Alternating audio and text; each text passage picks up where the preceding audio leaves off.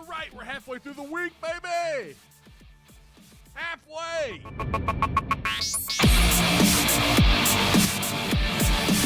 Let's get this thing started. 3, 2, 1.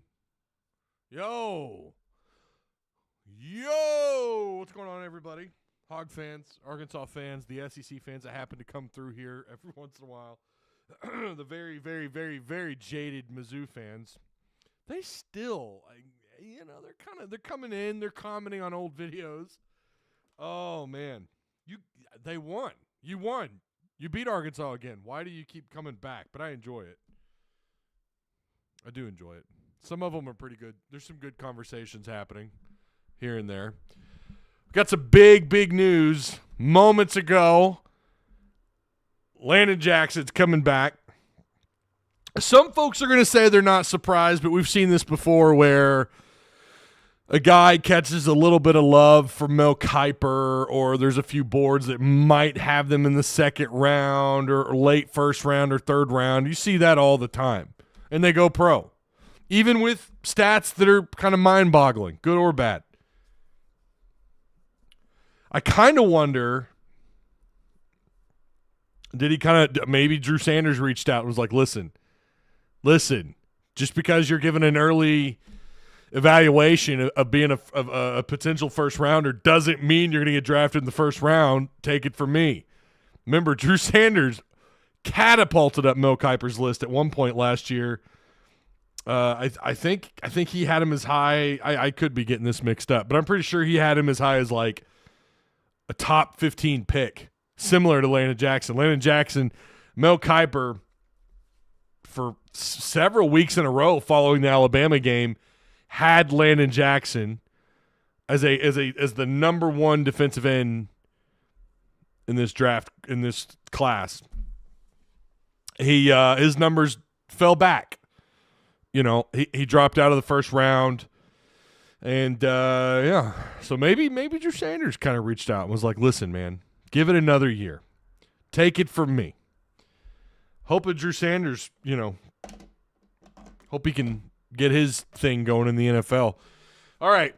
Remember to like, share, subscribe. I appreciate you guys for being here. We have a little bit to talk about. We got, of course, Rocket Sanders.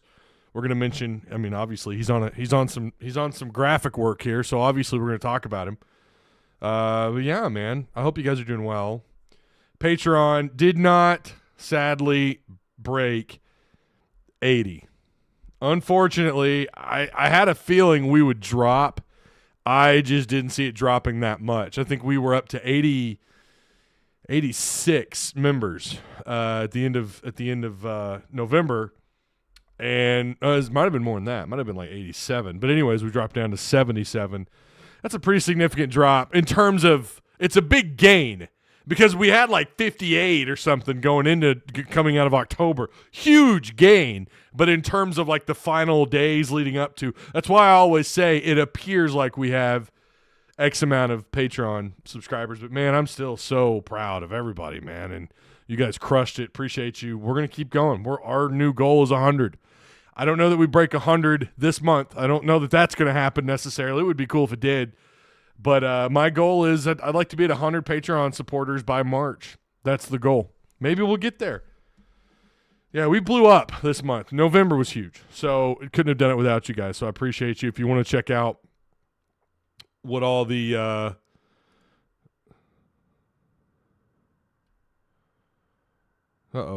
we having problems? I'm getting another warning here from YouTube.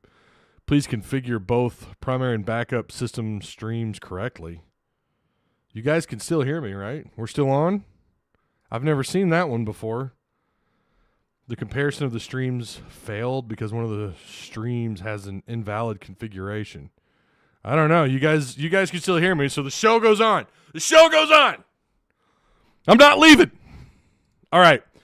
Well, YouTube. I'm telling you, some days you just don't know. This time it's not internet. This time it's literally YouTube telling me that it's not. I guess it's not having something's going on maybe with OBS. I don't know. So if the show gets cut off, we'll try to keep it going.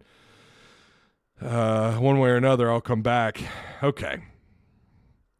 Let's first off, let's say we already gave a shout out to the Patreon supporters. If someone has that link, if you could share that in chat, that would be great. Shout out to Direct Service Overhead, the Garage Door Company. Same-day services, better than best results. Free estimates, quality parts. They're offering 10% off right now. It's a big deal, 10% off. Winter savings deal. Any garage door repair. Give them a call today, 501-244-3667. And, of course, the Odd Soul Craft Bar and Pizzaria, located on Emma Street here in South Springdale. Great place, great environment, good place to catch a game, great pies and IPAs on tap, man. If you go, tell them Ty Hudson sent you from Tuss Talk. All right. We have been updating the portal. Now, I'm doing my best to keep up with some names that have been rumored, and please correct me if I don't get them all right, but there have been some players targeted in the portal, and we'll get to that also here in just a moment. And we're going to talk a little basketball, too. I didn't put basketball in the title, but we are going to talk a little basketball. So has KJ decided anything? I saw his very cryptic tweet. If you guys haven't seen it, it's a very cryptic tweet of him. It looks like he's taking he's looking at the from the north end zone. He's kind of looking over the football stadium. Okay, that's touching. You know, but just I don't know what's going on here. Either enter the portal or don't. You know, and I know there's a lot of people that are ready to – I mean, listen, a lot of you guys, you're pretty blunt about it. You're ready to move on. You think they're going to go into the portal and grab someone better, and maybe they do. I don't know. There's certainly a little bit of pressure there, right?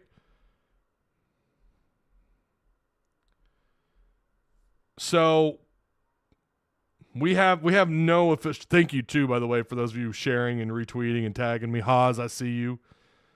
Matt, who also retweeted the show. I appreciate you, man. Man, piss or get off the pot. All right, pardon my pardon the expression, but they need to do something here.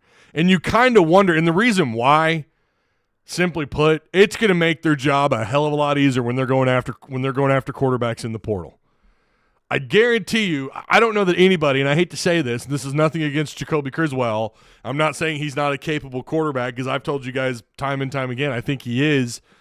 I don't know if he'll do well in Petrino's system or not, assuming he's still here, right? But it's going to make Bobby Petrino's job a lot easier once KJ gets into the portal. Once that news breaks, it's going to be a lot easier for this staff to go out and grab a quarterback. And again, we're going to go over those names here in just a minute. I think Singleton will be the man next year, says Leslie. You never know, man. Listen, anything can happen. Absolutely anything can happen. We all know this, right? Like, I can sit here and say no chance. No chance. Just like I said, Bobby Petrino was never coming back. Look where look where we're at. He is most certainly back. He is back, and you guys are super duper thrilled. I'm not gonna lie. It's great because it's fun to do this. I really enjoy doing it. Yeah, I get paid to do it, but I still listen. I did it for free for a very long time. Made no money doing this. Made no money. I mean, I was just living off 50 views, 100 views. You know, so yeah. All right. Body slam the like button. Thank you, Brian Frazier. I promise I'm not ignoring you guys in Discord. I made a typo in Discord today, and I had 2 DMs, one or two mods hit me up. Like, bro, it was a typo. I realized the guy is heavier than 235 pounds. But I do appreciate that. I need you guys to keep me on my toes. It's like when I accidentally give someone 20,000 XP in Discord, when I give someone too much XP, a DM would suffice. If you just want to DM me, like, hey, did something happen? You know, a DM's perfectly fine. Feel free to DM me if I make a mistake. They're gonna happen.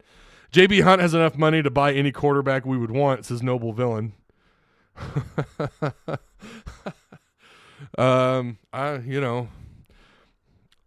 Arkansas mullet. Okay, I already like this YouTube Twitter or YouTube handle. Arkansas mullet men, love it. We are not going to get a better quarterback in the portal. We keep offering JUCO players and 3 stars. We will never win with JUCO players and 3 stars. So some of the names, some of them have stood out, and some of them haven't. Again, before we get into that, let's first talk a little ball. Let's talk some basketball here really quick. Okay, I know we're all anxious. We want to get into the football talk. We want to get into KJ Jefferson and what's going on in the portal and everything. And Rocket as well. We'll get to that. Let's just get the basketball stuff while we're here. Listen, this is the sport that's going on right now in terms of being in season.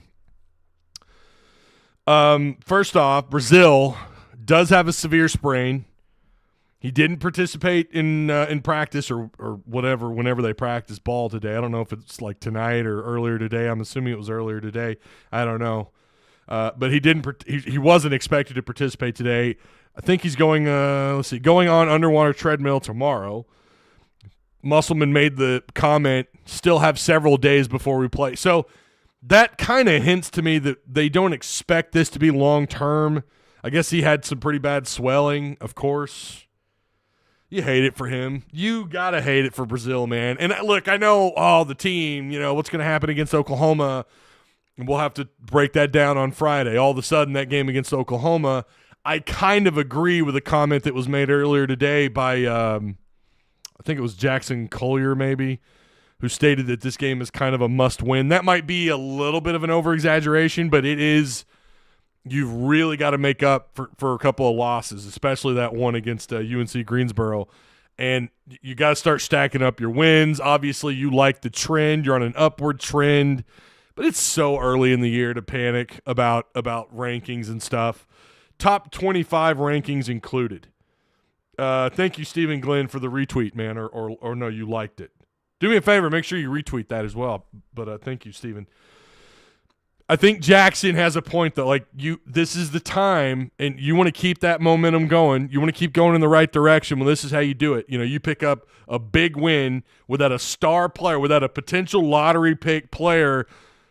I don't know how much the committee looks at that. I mean, we know how the playoff committee looked at that in terms of going into the postseason and that holding back a certain team from getting an opportunity to participate in a 14 playoff. But I don't know that this early in the year, losing a guy for this game, and if Arkansas wins or loses, if they take that into consideration or not. I think they should. And this would be big. I mean, Oklahoma playing some pretty good ball this year, playing really good ball.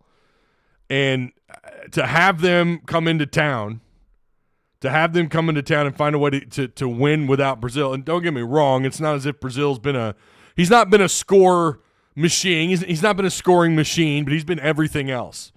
He's blocking shots, he's getting defensive rebounds. He's just playing his part. He's a big piece on the board for Arkansas. He's a guy that everybody highlights. Arkansas's got like 3 or 4 of those guys on this roster that every team, maybe more, that every team's like circling. Lawson lately with his play. I mean, are you kidding me? Devo on the defensive end of the floor.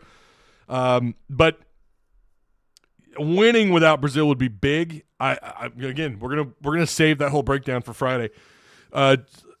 Also, we're talking about net rankings, so he goes in on, again, this is Jackson Collier. I have this tweet. Pull it up. Duke, okay, this is the tweet. Duke was a must-win game, and Arkansas won it. Now the Razorbacks have another one against Oklahoma. Arkansas net dropped 4 spots to number 111 without even playing yesterday. Oklahoma moved up to number 15. I mean, that's a big deal, right? We could sit here and say that it's not a huge game. It's really not in the grand scheme of things. Conference play, winning on the road, and kind of how you wrap things up in February going to matter a hell of a lot more than just this one game. But it is one for net rankings. And by the way, I think you could possibly still lose this game and move up, by the way, as long as it's close. But Arkansas dropped down to 111. Oklahoma almost 100 spots ahead of you. It's early in the net, will correct itself as more games are played, but have a big win early in a quad one matchup would be a massive early boost. Have to have it. I don't know that it's must win. That might be, again, that's a bit of an over-exaggeration, but it is a game you tell yourself, oh, we got to win it. We all say it. You got to win it. You got to win it. You got to win all your games. There's not a game you feel comfortable losing. There's not a single game you're comfortable losing, right? And they've still got a couple of games that could sneak up on you. They've got one matchup in particular against a team that knocked off a really big opponent just last week. But there's a lot of opportunities. But I think it could say something. It could say something about where you're at, especially if you don't have Brazile. It could tell you a lot about where you're at as far as a team having to play without someone like Brazile. So, again, make sure you guys like and share. Share the content. Subscribe if you're new. We're blowing up subscribers, man. It's crazy. Game is in Tulsa. Yes, it is. Bay Fall might catch some minutes. Lawson is gold, says Kate. Yep. MDP says OU wins Saturday. So are you suggesting OU wins? Or are you just saying OU's going to be a win for Arkansas? Hopefully the kids want to play for Petrino. Yeah, that's going to be the other side of that, right? When you're talking about going into the portal and well, anyone, right, who you're recruiting. You're gonna want to hope that that Petrino's still a big enough name, right, for them to want to come play here. Does he have the same level of excitement that he did 10 years ago as a coach, as an offensive mind? I think to people in the know, a lot of you probably are on the same page with me, where I'm like, yeah, no, I think he's still a really high level offensive mind. Does he possess that same outward strength? You know what I mean? Like, does he have that same level of hype and excitement? Probably not. You know, and the fact that A&M didn't exactly blow up, and even though that's not his fault, we know that now. There's something to be said about just your appearance and how things kind of transpire on, in recent years. And he's not exactly been noted as a must get coordinator, although A&M did go out and get him last year. So anyway, sticking with basketball for here just a second. So for net rankings, that's what I want to wrap up here on basketball. Net rankings it's too early, and I do agree. If we're worried about net rankings, it's wishing the season away. It's the same thing like top 25. Some people get so wrapped up. That's a football thing. Maybe baseball, you could kind of argue that it has some precedence in baseball. Really, but basketball, because you have such a wide field, and you do with baseball too, by the way. You have such a wide field of postseason prospects or postseason possibilities. It's just too soon. Let's not wish the season away. Net rankings are something you're concerned about maybe going into February, right? That's when typically on my channel, on this show, over the last several years, that's when I start really getting into net rankings. I could give a shit right now about net rankings. I don't really care about net rankings right now. But having saying that, this is still a great opportunity to get you a good boost. Win or possibly lose, assuming it's a close loss at a neutral site. So, yeah, don't panic. Don't panic. If Arkansas loses, let's just hope on Saturday that it's close. Does he shift the scales that much? Even in games where he doesn't seem like he's having a big impact, he's having a big impact. I mean, one way or another, he's altering shots, he's getting blocks. Even if it's just a couple, he's gotten, his rim defense has gotten better. His awareness on the floor, I think defensively, is getting better. I'm not saying it is better, but they're starting to play with a little bit more space. You're starting to see teams now, they're having to respect the threat of Brazile. A guy like that is not supposed to have the versatility that he does on both ends of the floor. He's not supposed to have that level of athleticism, that kind of reach to go along with all of it. And, oh, by the way, he could stretch the floor knocking down 2 or 3 threes in a game. I mean, That will be sorely missed if he's not there on against Oklahoma, and I don't think he will be. I'll be shocked. I'll be shocked if he travels. Well, no, I won't be shocked if he travels. That's not like a far bus ride, but I'd be shocked if he dressed out at all. I don't expect him to play. If he had kind of been involved today and then, they were feeling really like, Muss just did not give off the energy to me. But he did kind of make it sound like with his comments, it was something like still have several days before we play or something to that effect. So we'll see. Okay, let's get into the meat and potatoes of what you guys want to talk about. Again, make sure you like and share. Hit the like button.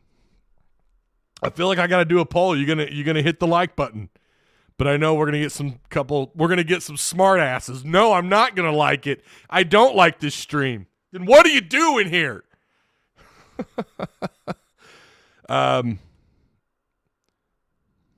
Lawson can hit three, sneaky like Dennis Rodman. I'm really liking that dude's play lately, man. And nothing against guys like Davenport, but I'm terrified when Davenport shoots. I'm not comfortable. Not that he's getting a ton of minutes. Lawson can, the way he just kind of tips the ball in, like he seems more fluid than he should be.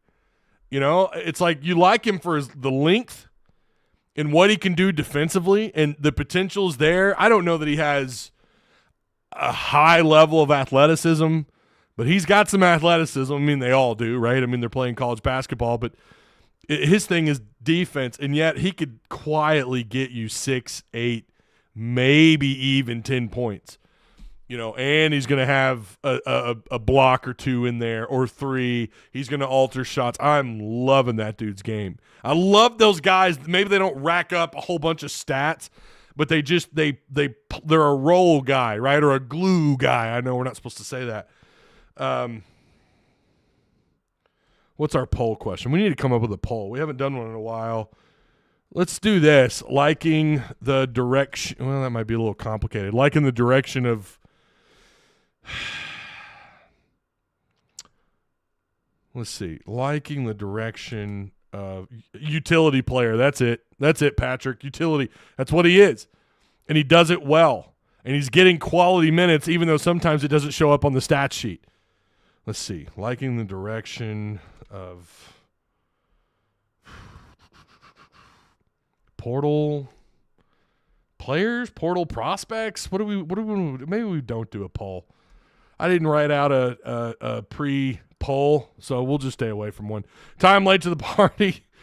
What's up, Ashton? But I'm concerned about our targets. This is why I was going in that direction with the poll. The Eastern Michigan tight end, he had one offer and had 4 catches for 39 yards. There's so many guys in the portal. It's really hard to keep up with them all. I mean, I just had someone text me shortly. They're like, hey, we just offered this guy earlier today. And I'm like, well, I totally missed it. I don't even know who that is. So there's so many possibilities. Again, we've got some here for you. Somebody said the other day watching Devo was like watching a kid run with a pair of scissors. He's done so much better at not turning the ball over this year, though. But you feel like he's going to have a few games in a row where that starts to come back. He can be a little, I don't know. It'll all work itself out, Ty. Oh, right. That was kind of the point. Bobby, yeah, that was the point. It's going to work itself out. I wouldn't freak out too much about the net. I think we're fine at quarterback, whether he stays or goes, says Taylor Roberts. All right. Well, Rocket, we know, is in the portal. Listen, I'm not super thrilled about what's going on in the running back room right now. I don't like that AJ Green and both AJ Green and Rocket Sanders are there.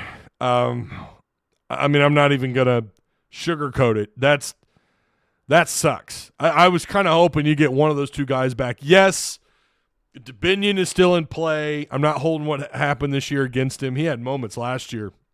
He looked like a stud. You love Augustive coming back. You like who they have currently, who's expected to sign early. But Rocket's a proven guy. AJ, to some extent, is a proven guy.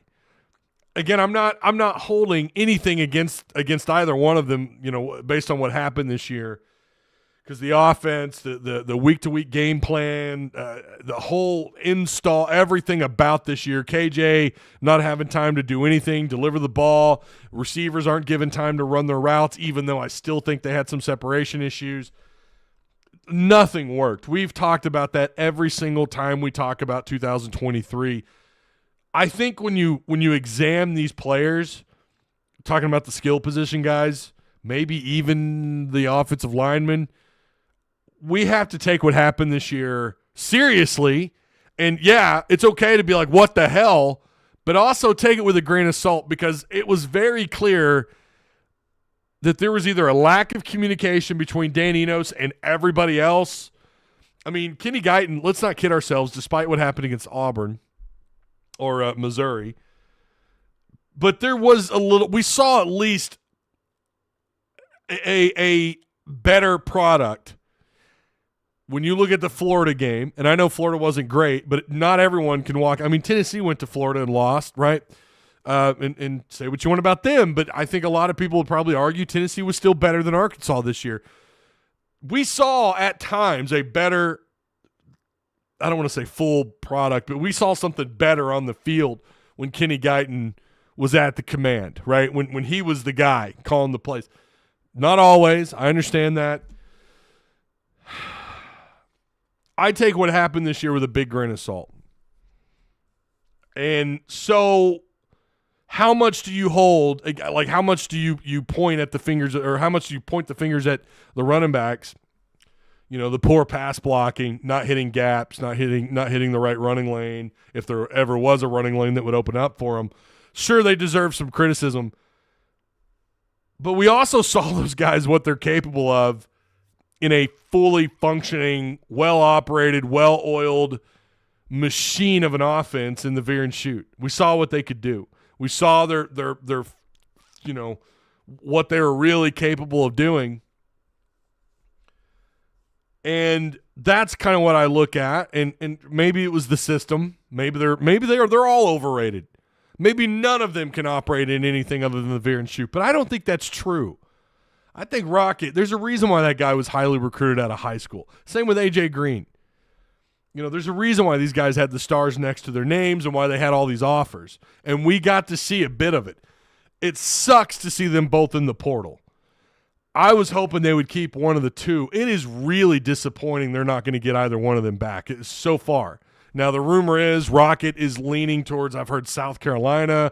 People keep telling me, well, it's going to be one of the Florida schools. He's going to go to Florida State. He's going to go to the Gators, Miami, FAU, FIU,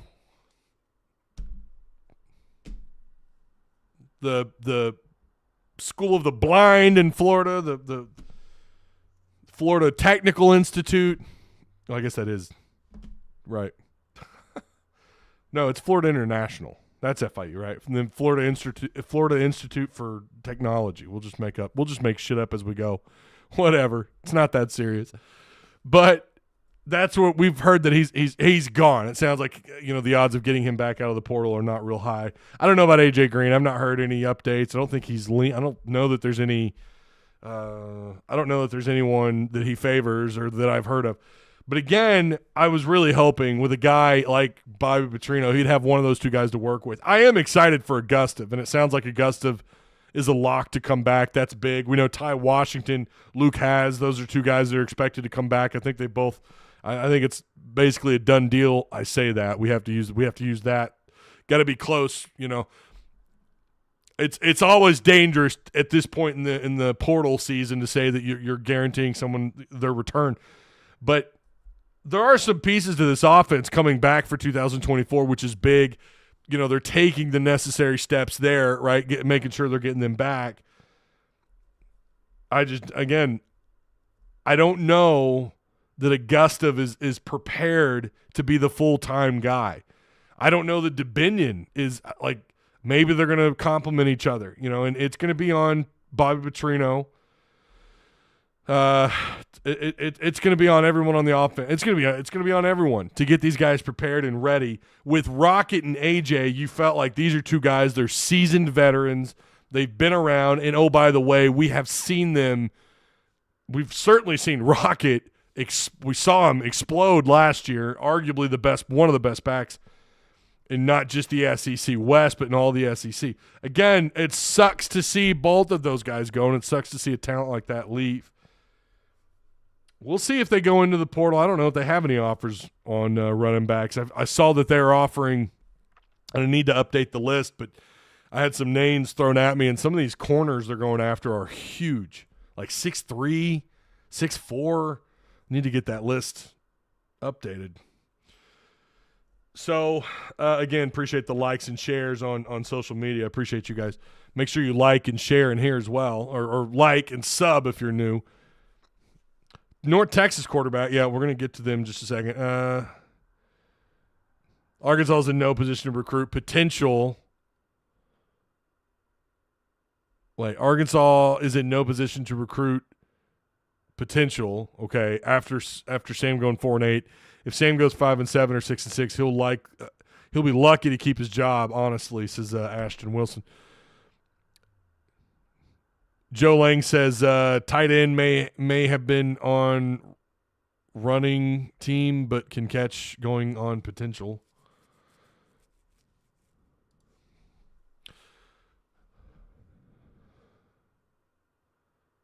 Let's see here. I'm trying to read some more of these comments. Ty, sorry I'm late. Don't ever apologize for being late.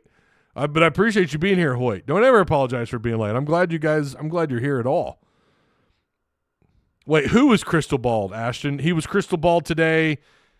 He had one offer. Who? See, I must have missed this one. This is what's crazy. You have a day where you're busy and you're already in this time of year, you're a mile behind. But 4 catches, 39 errors. Oh, you're okay. So you're talking about the kid out of Eastern Michigan. Okay. Yeah, I don't know a lot about him. I'm not going to speak to anyone that I don't know a whole lot about. Let's talk about some quarterbacks. And I have, again, if you're a Patreon supporter, you're going to know some of these names. These are some guys. These are some of the new names that were just added. Let's scroll up here. Well, yesterday, no, this was on the 4th. We put Reggie Grimes, kid out of Oklahoma. Apparently, he's very interested in Arkansas. He's got a PFF grade, 62.3. He was a top 10 defensive end out of high school. Reportedly has interest, not mind-blowing numbers off the stat sheet. 2023, he must have dealt with an injury or something. He didn't get either that or he just didn't play. He only had 2 tackles, and that was it. 2022, he had almost 5 sacks, a forced fumble, 19 tackles. So maybe a piece guy, maybe a role player. Chandler Rogers is a guy that apparently Arkansas has interest in. Now, again, take that with a grain of salt. I have no idea how. That's just a name that popped up on my list here from some folks saying that Arkansas does have interest in him. I think this was the kid they were going to go visit, right? 6 foot, about 200 pounds. He was a JUCO quarterback that signed with ULM, Louisiana Monroe, back in 2021. Isn't that something? He comes out of the portal. He goes to ULM. He's there for a year, and then he's there for a couple of years, and he goes to North Texas in 2023. I think he was unranked at a JUCO, but his numbers are pretty impressive. Arkansas does have interest, and it sounds like I think Petrino was either going to visit or he's at least maybe extended an offer.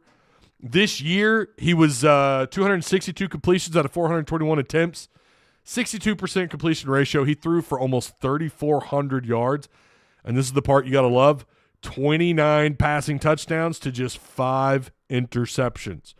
He also had an 80-yard throw under his belt this year. He was sacked 33 times. It's about, 10 less times than KJ. A rating of 150.1. It's also not fair to compare, okay? And he can run the ball. In his career, he's thrown for 57, almost 5,800 yards in his career with 44 passing touchdowns to 12 interceptions. He's also, in his career, ran for 539 yards with 9 rushing touchdowns. He has a 75-yard run under his belt as well. That's his longest run from the line of scrimmage. I don't know. His PFF numbers are lit. I'm not going to lie to you. He's got a PFF rating of 90.4. That is super high. That is, I'm going to be real. I don't know. SEC quarterbacks rarely get to that high of a level. You have to keep in mind this is also a different level of football here, right? In college football, it's Group of 5 football. It's not P5, but so you have to understand that in the rating. But he's one of the better players out of that conference. Again, that's Chandler Rogers, 6 foot, 195 pounds. Matthew Sluka, 6'3", 220 pounds. He's got a PFF grade that's really high. It's also in the 90s. He's played for Holy Cross. Reported that he has, or that Arkansas has interest. Let's see if I can pull up the rest of his stuff here. He has a career. Now this year he only threw for 1,700 yards, but he has a career rushing or passing yards of 5,800 yards, 59 passing touchdowns, 15 picks. And he can run too, by the way. Since 2020, he has a grand total of 3,579 yards, 38 career rushing touchdowns at Holy Cross.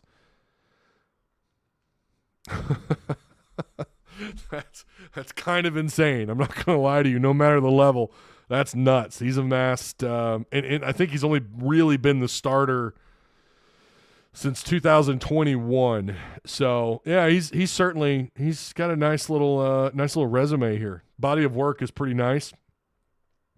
High PFF grade. Again, really high PFF grade. Thank you, Mike Apple, for the like and share. Thank you. Appreciate that on Twitter. Another guy that got added to the list today, Ethan Miner. He's an offensive lineman. He's got a good grade. This is a kid out of North Texas. So this is he's obviously the teammate of Chandler Rogers. So hopefully maybe they're trying to get a 2-for-1 deal here. Not exactly your typical SEC size interior offensive lineman. He's about 6'2", 300 pounds. He's just under 300. Can't do much on the height, but you could probably pack on 15, 20 more pounds. He's another guy that he actually played at Arkansas Arkansas State. Signed with him in 2019. He transferred to UNT just this last season. He ends up with a 82.8 overall grade. It's not a bad grade. He's the number 1 blocker according to PFF on the North Texas roster. He's got a pass block grade of 88.3. And then there was Gino Vandemark. This was the guy that I messed up on his weight. I put that he was 235 on accident. It was a typo. I was trying to hurry up and get it typed out. I had to go get an oil change today, so I was trying to add stuff. No. This is when I got home from the oil change. This was I had to leave to go do something else. But anyways, yeah, he's not got a great PFF grade, but he's 6'5", 320 pounds. His grade is 59.1. He's got a pass block grade of 50.5. And he played a little bit. I don't know that he played. He didn't play every snap this year. Played all of his snaps at right guard for Michigan State. Okay, so there you go. There's the updated names. I'll go over them one more time, just throwing the names out there. Reggie Grimes, defensive end, 6'4", 275. Chandler Rogers, quarterback out of North Texas, 6 foot, 195 pounds, 5,700 yards passing in his career, 539 yards rushing. Matthew Sluka, 5,800 yards as a quarterback at Holy Cross. Ethan Miner, another North Texas guy. I'd take him right now. He's got good grades and plenty of experience. Yeah, why not? And then Gino Vandemark. So those were the names that were added. We're going to get some more added either tonight or possibly tomorrow. It feels like I woke up today thinking it was Thursday. So I keep thinking tomorrow's Friday, but it's not, sadly. We're getting there. We're scraping and crawling our way to Friday. Again, Friday we're going to do our breakdown of Arkansas and Oklahoma. So we need tackles. Kutas and Chambly are natural guards, and we need a center. Well, yeah. They like Kutas at tackle, but I could see them moving him possibly to the interior. They need SEC caliber dude, says Lyle.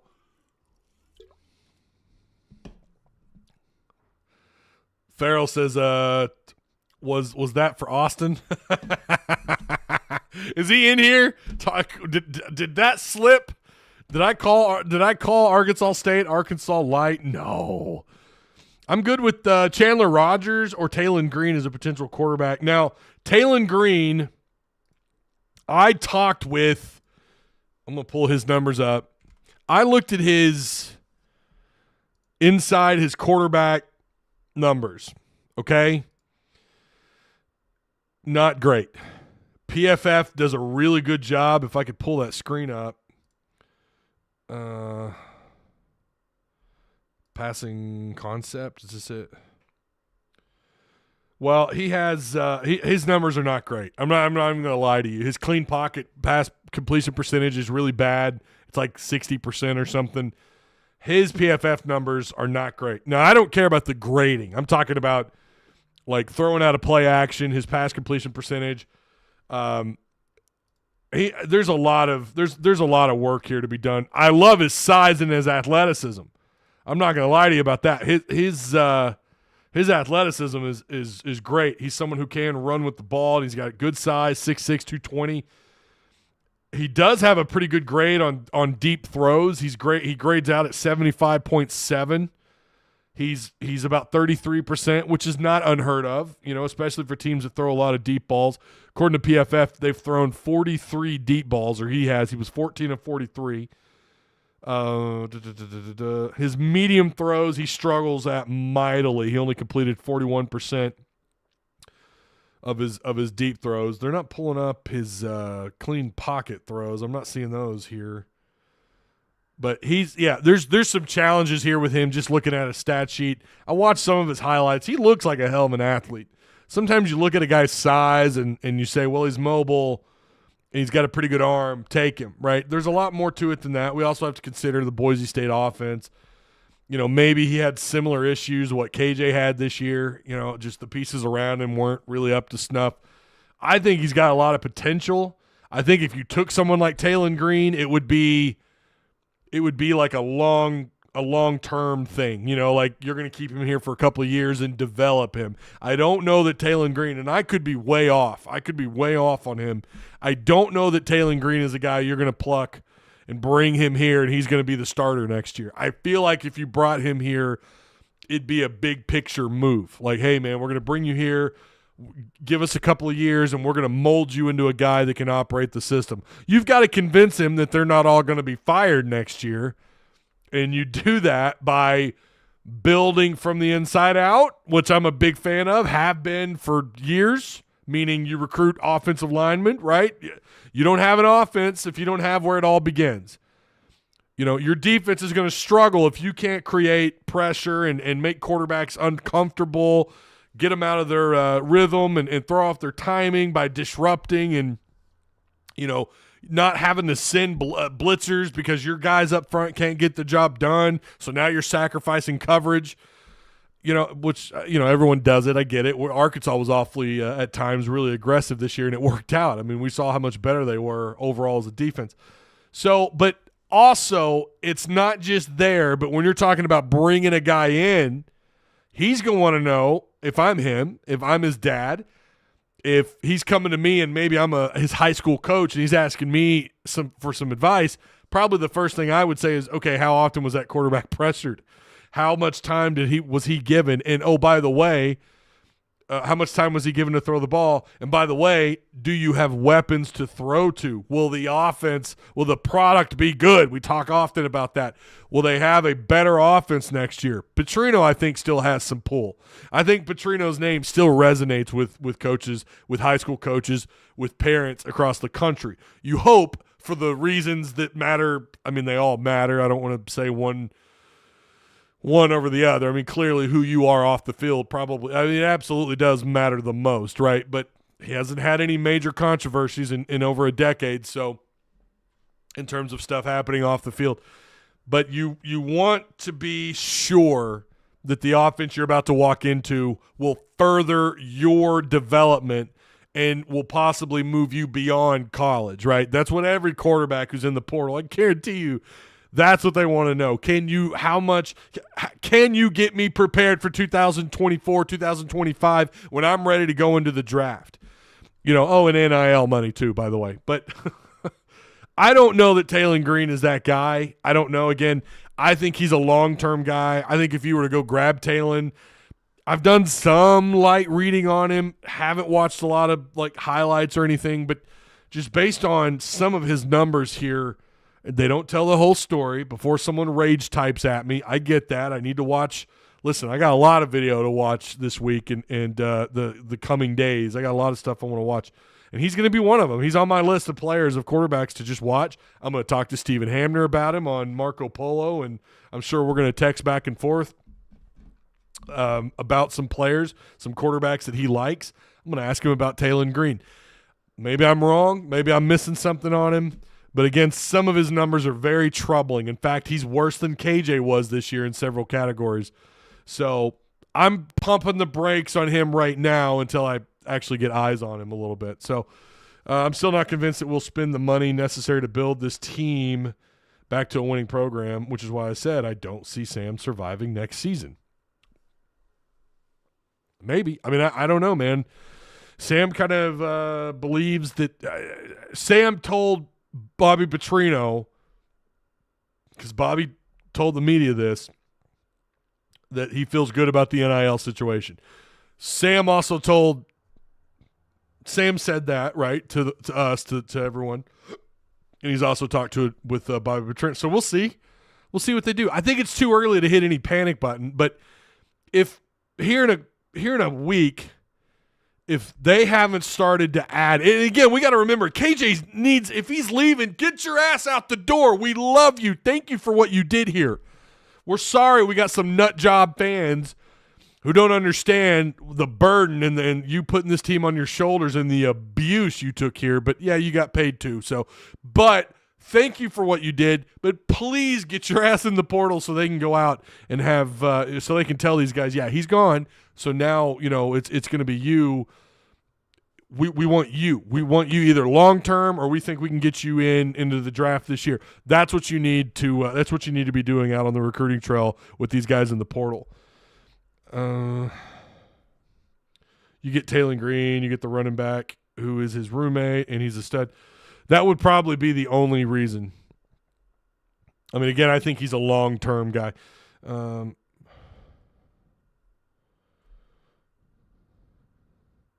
Razor says, yeah, I think Petrino's name still carries a fair amount of weight. I think it does. Yeah, because Hog fans, I realize the guys like Brandon Walker, of course, Brandon Walker says things for clicks, but, even though we're like the dumbest fan base or whatever, they're smart enough to know and kind of understand that Petrino is still an offensive mind. Remember, nobody's complaining about Bobby Petrino coming to Arkansas because of a lack of something that's happening on the field. It's about something that happened over a decade ago. No one's complaining about Bobby Petrino, the OC. They're complaining about Bobby Petrino, the man off the field, which isn't fair. That's been over a decade ago. Get over it, okay, national media. Hog fans understand, what happened here, however long ago, whatever. Hopefully he's a changed guy. But his product was fantastic in 2000, especially in 2010 and 2011. One of the greatest total yards offenses we've ever seen, back-to-back years, 10-win seasons, back-to-back years. And I think fans also understand, especially now that we have more clarity from Bobby Petrino about the A&M situation, there's a little bit more clarity there. We know what he did when he walked into this stadium not that long ago. Not that long ago. He nearly beat Arkansas. Fans saw that. That's what renewed their interest. It goes beyond just the connection of everything that happened over a decade ago, the good and the bad. It's what he did with Missouri State when he walked in here and pushed Arkansas up against the fence. He had Arkansas's defense. I get it. There's plenty of reasons to be there were some complaints about that defense, sure. But who the hell thought that team was going to do what they did when they walked into the stadium? Who thought they were really going to do that for real and make this a ball game?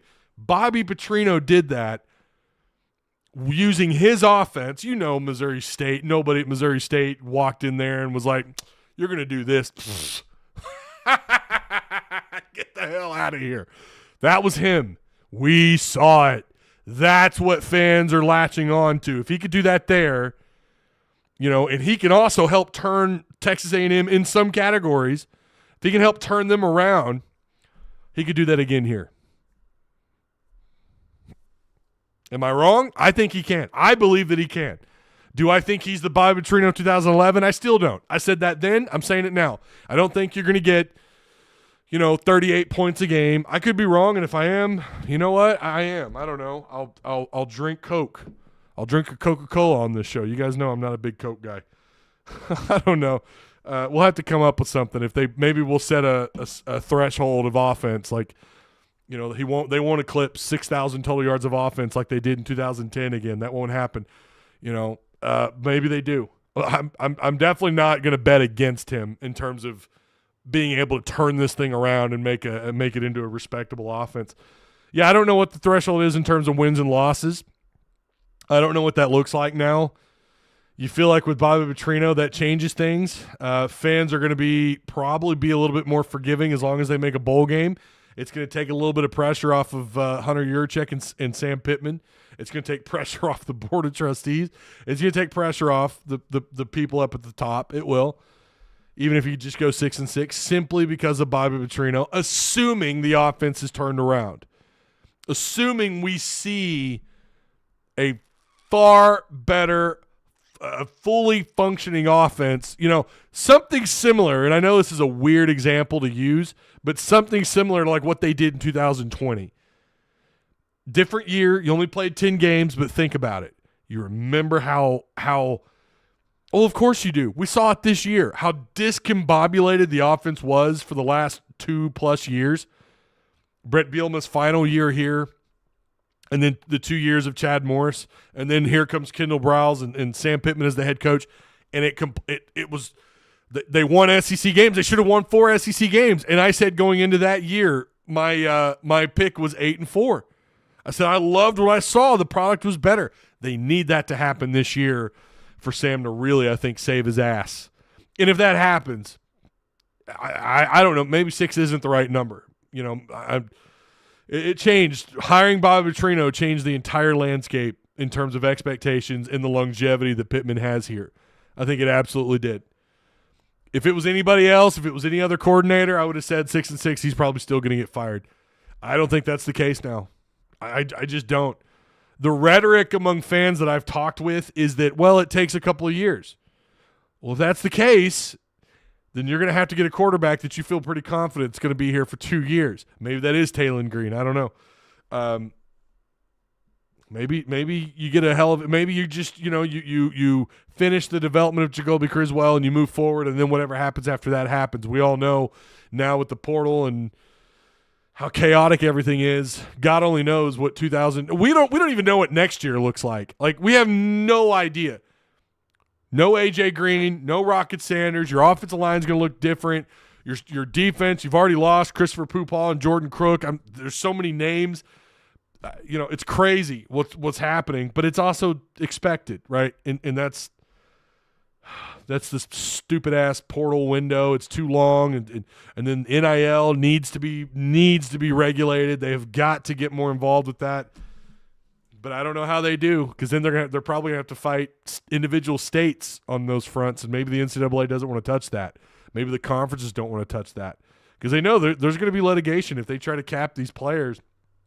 I don't know how you do it.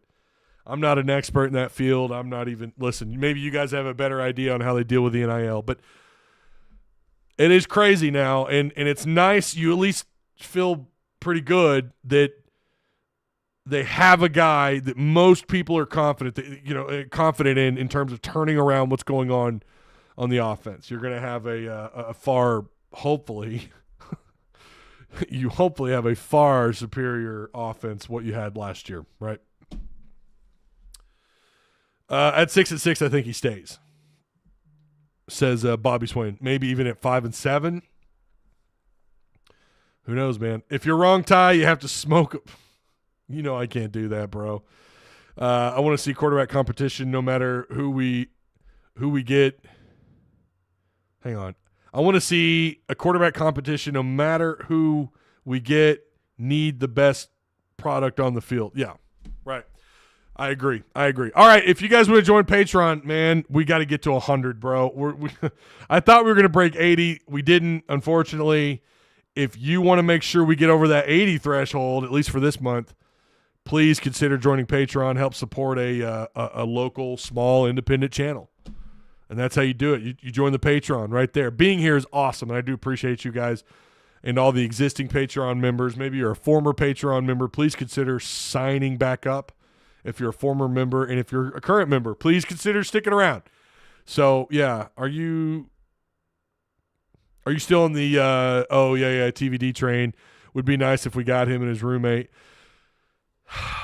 I'm telling you, I'm going to have to watch more. I'm going to have to watch a lot more video on all these players. I haven't had time. It's been it's been a crazy kind of last 48 hours, but just busy, stuff going on. But I have watched a little bit of video on some players.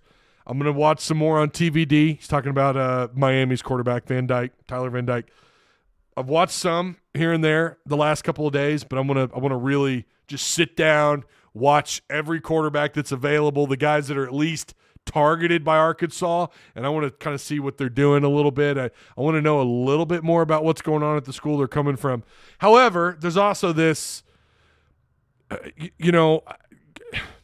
there's so many damn quarterbacks, right? I may have to wait until we have a really good idea of who they're exactly targeting, or at least guys who we feel the most comfortable about. Then we look at those videos. I don't want to waste too much time watching videos on guys that aren't coming here, right? I want to see player rotations that make sense. Guys that are hot seemed to sit on the sideline this past season, says Mark Douglas. Yeah. What's up, Chris Meadows? How you doing, man? Yeah, Mark, I hear you. All right. If your name is not on the Patreon name scroll, please double check that.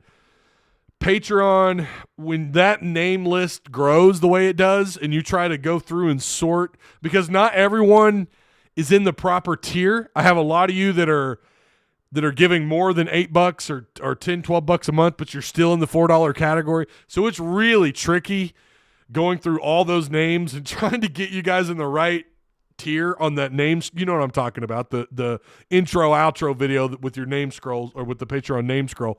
So if your name is missing, DM me. You guys know I'm in Discord, or you can hit me up on Twitter or Facebook.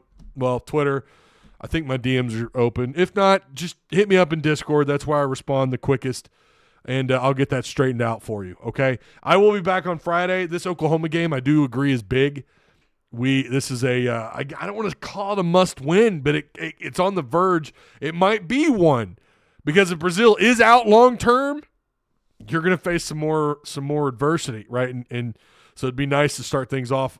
If you're not going to have Brazile long-term, it'd be nice to start things off with a win going into that part of the season, assuming he may be out longer than we think, right? All right.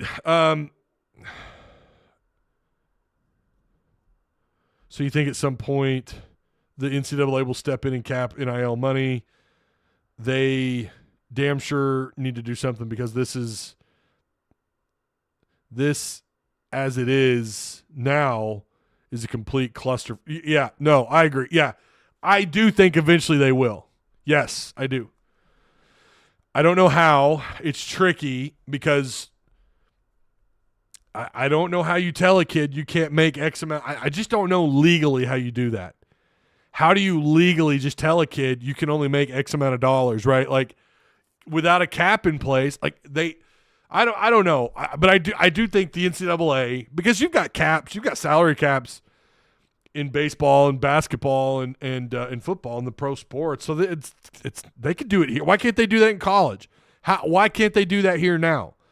And even if they're young, right? One of the arguments about, well, how do you sign a 17-year-old kid to a contract? Well, you go through his legal guardian, and then when he's old enough, right, then he's got to sign on the dotted line again, right? I guess that's how that works. I think when you become an adult, a legal adult at the age of 18,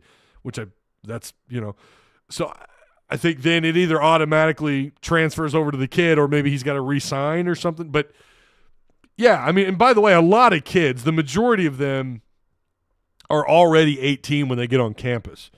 So they may have to rethink this whole thing. And I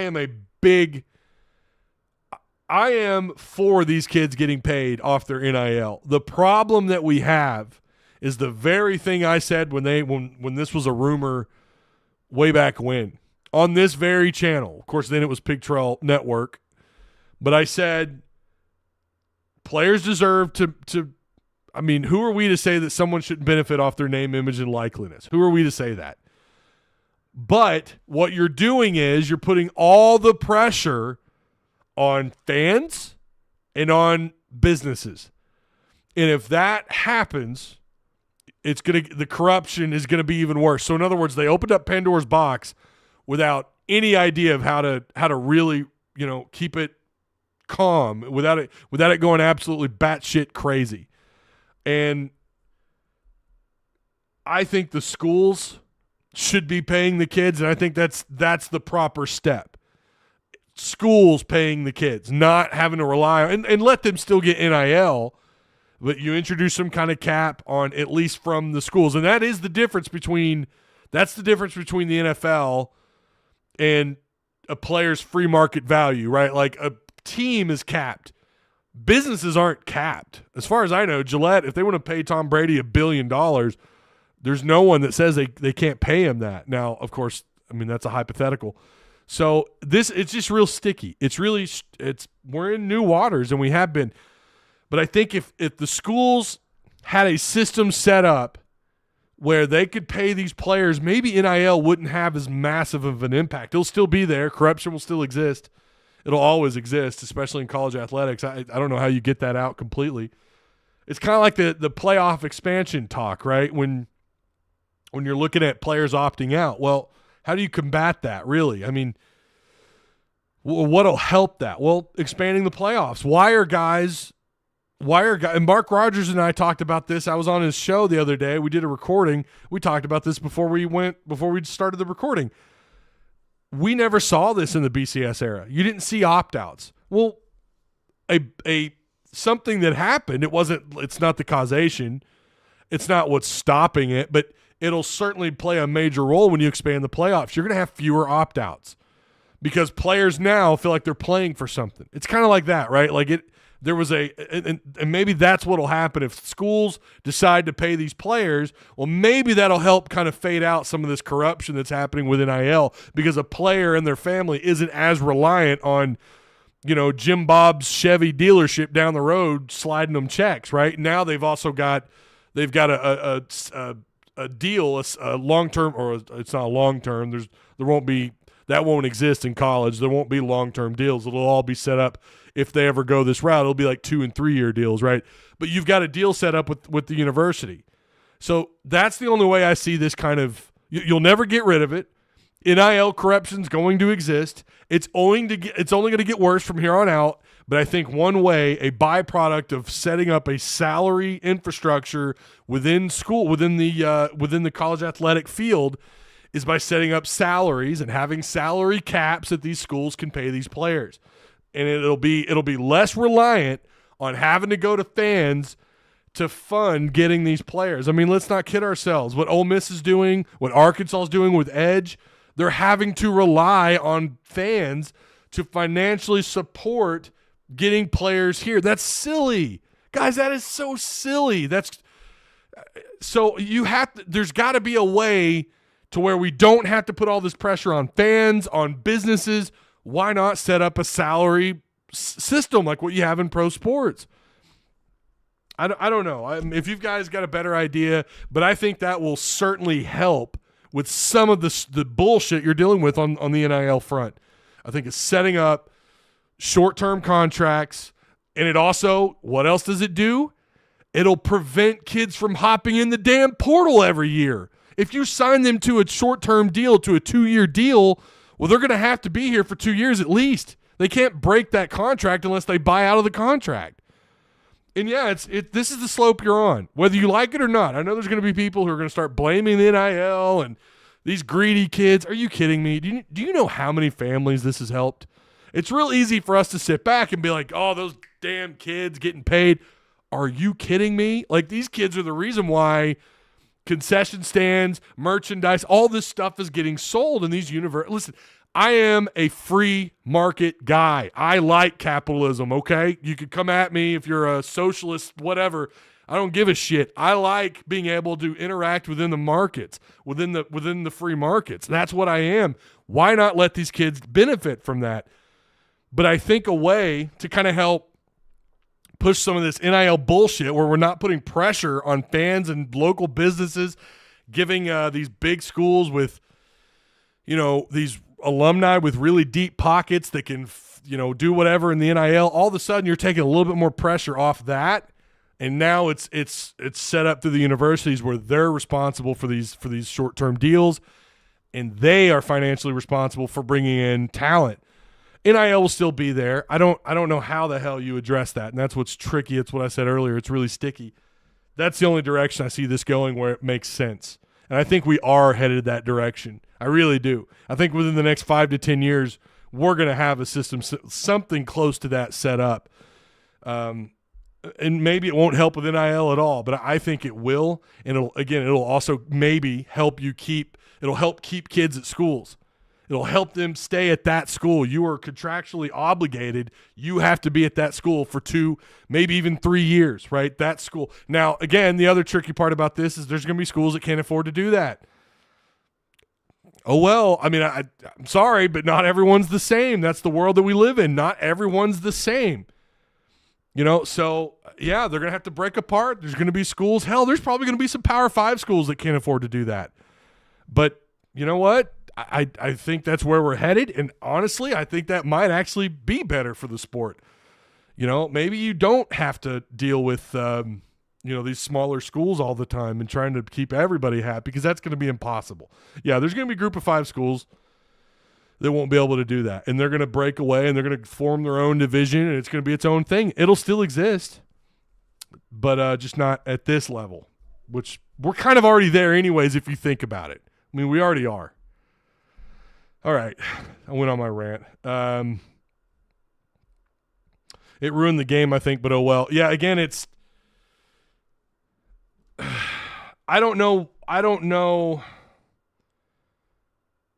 It's not as if we haven't seen some group of 5 schools find success, right? You look at Liberty, Tulane, UNLV this year, although they didn't finish the way I thought they would, but you're seeing some smaller P5 schools, Oregon State the last couple of years, they actually thrived. You're seeing other schools still thrive in this new era of college football. I get the frustration with it. I get it. I completely understand it. But I think we were always headed this direction. It was only a matter of time. Players should be compensated for their name, image, and likeliness. I know there's going to be plenty of you who don't agree with that, but I don't know how. I think of it as me being in their shoes. Well, why wouldn't I be able to? Why can't I make money off my NIL? I think that's fair. That's the way it should be. It's very complicated because you're dealing with universities and schools, and you are dealing with some corrupt assholes who are tampering, and you've got guys that are poaching, and they're giving out NIL details when they're not supposed to be. But here's the other part of it too. This has always been happening. Is it more so? Yes. But guys, this is nothing new to college football in terms of the cheating and the bullshit. It's not. So the logical thing to do moving forward is what I just laid out. I think that's probably the logic. That is the logical way we're headed, or the way to think about it, I believe, if you want to really kind of figure out a way forward where you're still better off than where we were at in the beginning of all this. And I think that's the path they should take. Schools paying on contracts, giving these kids a couple of years, 2-3 years. And I think it'll help with NIL. It'll help, with the cheating bullshit going on, and it's going to help keep these kids out of the portal because they have to. They have to stay out. They have to stay to that school. If not, they don't sign, right? You don't sign on the dotted line, then you don't sign to that school. You go elsewhere. And I think, that seems to me like the logical step forward. And I think that's where we're headed. I think within the next 5 to 10 years, that's going to be where we're at. And if you don't like it, I don't know. I'll still love it because I love football. At the end of the day, that is what's happening. The game of football is happening. It does suck that kids aren't in it for the school anymore. I don't know that I look at any kid and I'm like, God bless, he bleeds Razorback red. I don't know that I look at too many kids that way anymore. That sucks. You ask someone like a Darren McFadden, Peyton Hillis, Matt Jones, although in his recruiting, I think he was leaning going towards a couple of other schools. Treylon Burks mentioned Clemson, but he's more in this – he's closer to this era than those guys are or were. You're not going to have guys like that very often anymore, I don't think. I mean, you're still going to have kids that want to be Razorbacks, but once you introduce the money, again, that was just where we were headed all along. We knew this day would come. It kind of takes that out, and that does kind of suck. I hear you. And, I've had that conversation with so many people, over the years about all this and just how disappointed they are that nobody just wants to be a Razorback. They say they do, but then they're in the portal, right? Then they're in the portal. Well, how diehard were you? You didn't bleed Razorback red if you're in the portal. So it is frustrating. I hear you. I do. But at the end of the day, I still support the school, the university, the Razorback, the state of Arkansas. I do what I do, right, for a reason. I love it all. I love Fayetteville. I love that campus. I love the university and the players that played there. Like, to me, as a kid, I looked up to all those guys, right? Todd Day, Lee Mayberry, Oliver Miller, Corliss, Madre Hill, Barry Foster, huh? Yeah, dropping some names for you. And those guys are kind of a part of a bygone. They're part of an old era that's just, I don't know that it's really going to be as prominent as it once was. And so I think that's the thing that fans, they're going to miss the most. And I get it. I really do. So, all right, that is it. This one we went over a little bit. Not really. Hour and 13 minutes. Again, we can all agree to disagree. I know so many of you are just so fed up with the NIL and you hate it and you don't like the portal. I'm just trying to think of a better way forward, like how we can make sense of it all and what I think will probably end up. Because, listen, we can't stay on what we're doing right now. You can't do it. You have to figure out a way where the path forward at least makes a little bit more sense and you can maybe rein in on some of the craziness. And I think the schools, again, setting up contracts and putting more of the burden on the universities to pay these players than the other way around, I think that is the best way forward, and I think that's the step that we will make, I think, within the next decade or so. So, all right, maybe I'm still doing this. Maybe I'm still doing this in a decade, and I can sit here and go, I told you guys. I told you. Now, hang on. Let me go get my dentures. All right, I'm just kidding. I shouldn't be needing dentures at the age of 50. You never know, though. All right, I will see you guys on Friday. We'll break down Arkansas and Oklahoma. It is a big one. I do agree with that. It's a big one. Rocket gone, more than likely. Jackson back. That's great. I don't know if we really broke down Jackson and why that was so big, but it is big. It's big. So, all right, we'll talk to you guys on Friday. Enjoy the rest of your week.